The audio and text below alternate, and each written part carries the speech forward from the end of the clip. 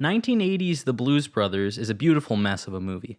Written by a man who hadn't as much as read a screenplay before, and produced widely off schedule and over budget, due partially to the extravagant car chase scenes and partially to star John Belushi's reckless cocaine use, the film isn't flawless, but it is deserving of its critical and commercial success. It's noteworthy for its absurd one-liners and religious motifs, but commonly overlooked is its commentary on social class in the United States. The film begins with sweeping aerial shots of industrial Chicago, disgusting smokestacks in full view, blocking what we would imagine to be a beautiful sunrise. The shot then fades to Joliet Correctional Facility. The camera follows our hero's long and slow journey across its grounds, conveying a hopeless tone.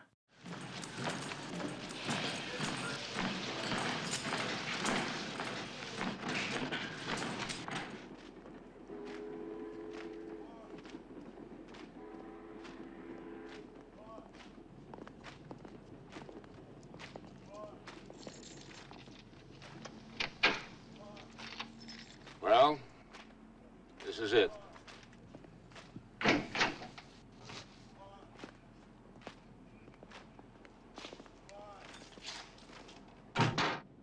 As the gates of Joliet open and the Blues Brothers are reunited, the tone changes.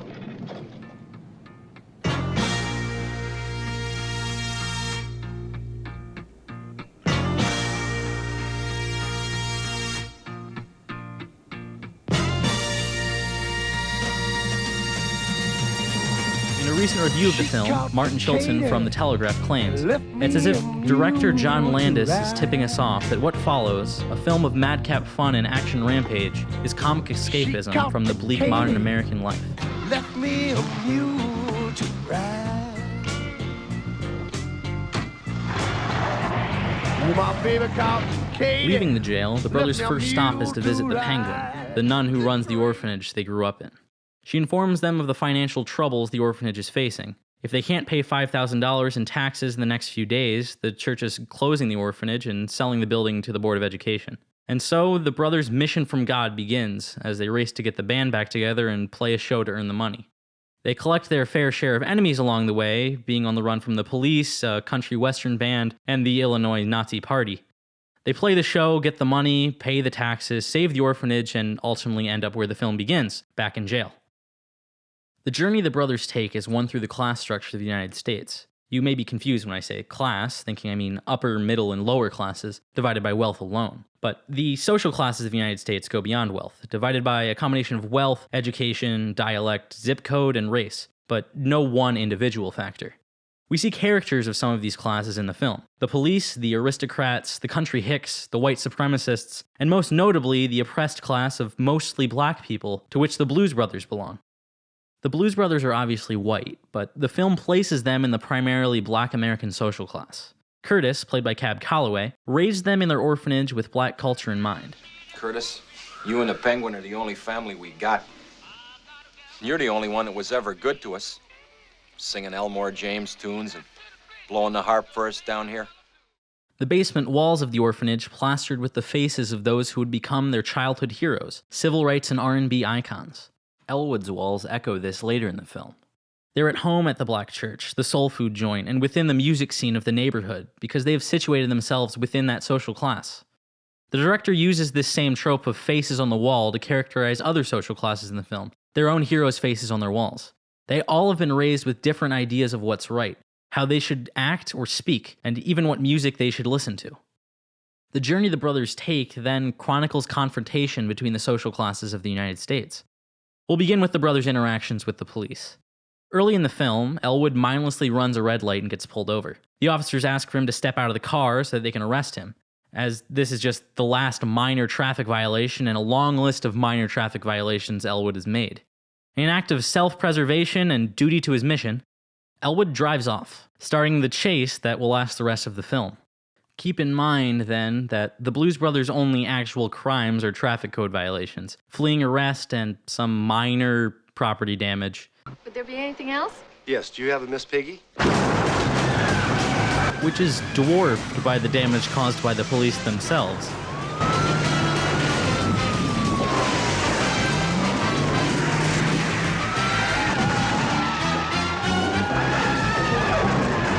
As the chase continues, the force used by the police seems a bit excessive.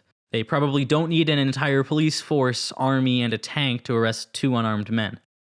However, use of completely inappropriate excessive force is common when police confront people of the Blues Brothers class. Use of unnecessary violence in the apprehension of the Blues Brothers has been approved. Though, an army surrounding 2 unarmed men is much funnier than the things we've seen in the news recently.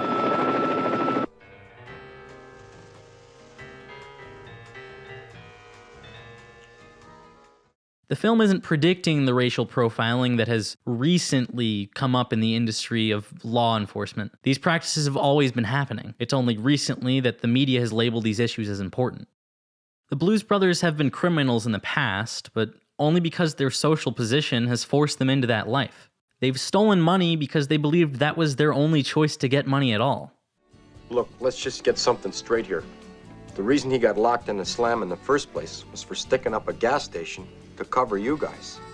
You kidding? They only run because they're being chased and want to be free. Excuse me, did you see 2 guys come in here, black suits, black hats, one carrying a briefcase? Yeah, I just sent them down there. Thank you. They aren't violent, they don't directly seek to wrong anyone else, with the exception of the Illinois Nazis.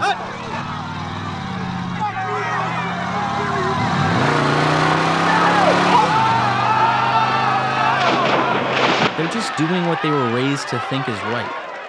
Along their journey to get the band back together, the brothers find their lead horn player, Mr. Fabulous, working at a fancy restaurant, fitting in among the social elite.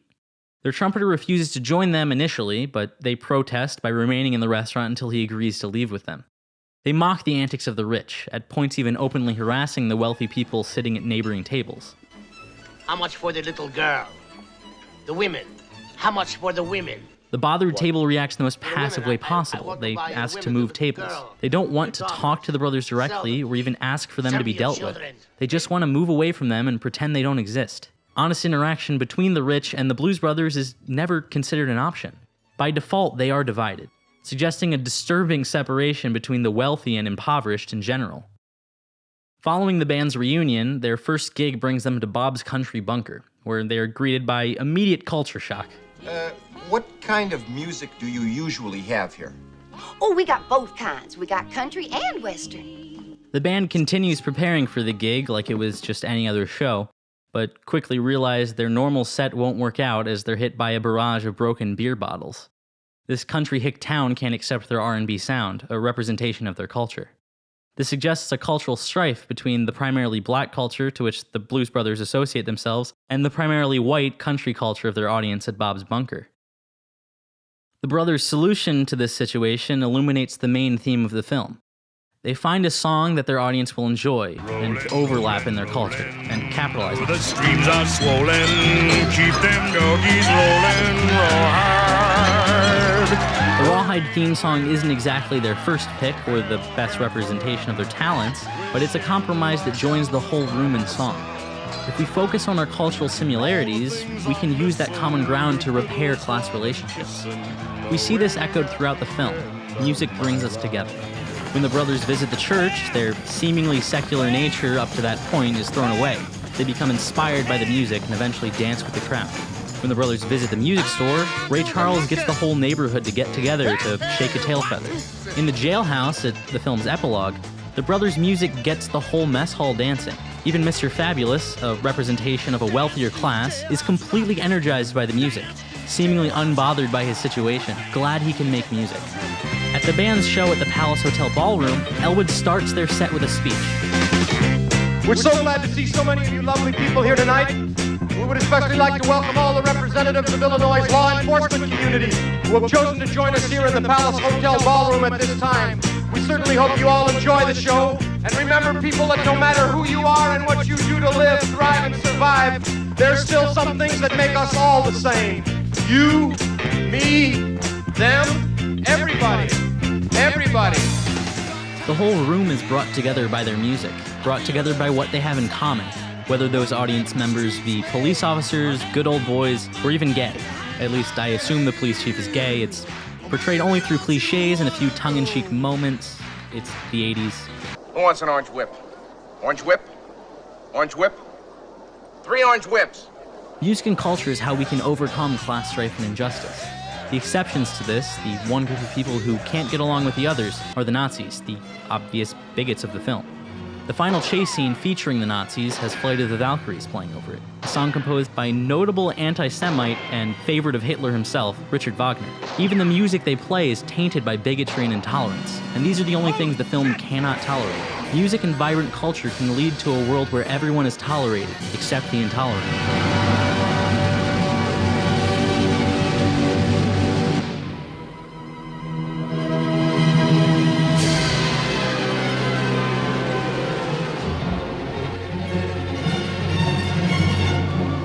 I've always loved you.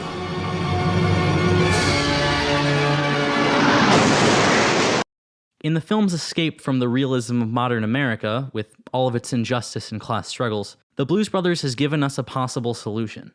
We can find common ground in our culture, in our films, our video games, our TV shows, our books, and our music. Our common interests can bring us together, help us understand each other.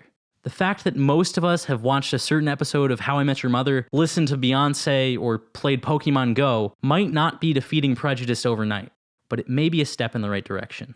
Hidey, hidey, hidey, hide. Hidey, hidey, hidey, hide. Oh.